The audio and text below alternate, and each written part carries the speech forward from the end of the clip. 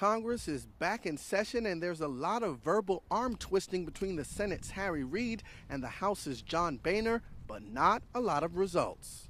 We won't negotiate with a gun to our heads. We say to our Republican colleagues, end this irresponsible government shutdown. Stop your reckless threats of a default on the nation's obligations. This morning, a senior White House official said that the president would rather default than to sit down and negotiate. Really? Investors took notice of the war of words now continuing for a full week and decided it was time to sell. In a sign of increasing unease, the volatility index known as the fear gauge shot to its highest since June. By Twitter, that's the recommendation of SunTrust Robinson, telling customers the stock price could almost double in the first year of trade. The analyst believes greater exposure to traditional media as well as advertising revenues will drive sales.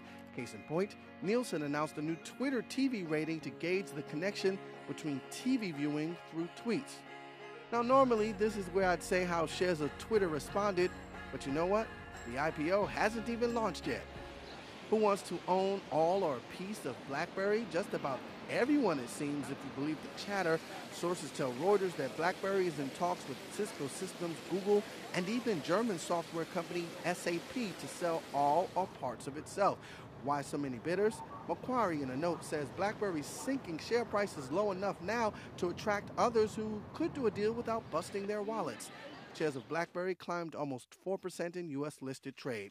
Japan Airlines is breaking tradition and for the first time ever for a Japanese air carrier buying planes made by Airbus instead of Boeing. The historic deal comes with a $9.5 billion listed price tag.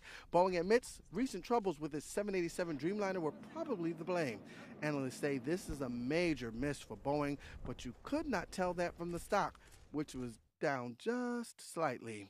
In Europe, late news that Alcatel-Lucent is planning to cut 15,000 jobs, according to French newspaper Les Echos. The headline came after stocks in France barely closed higher, and stocks were modestly lower in Germany and the UK.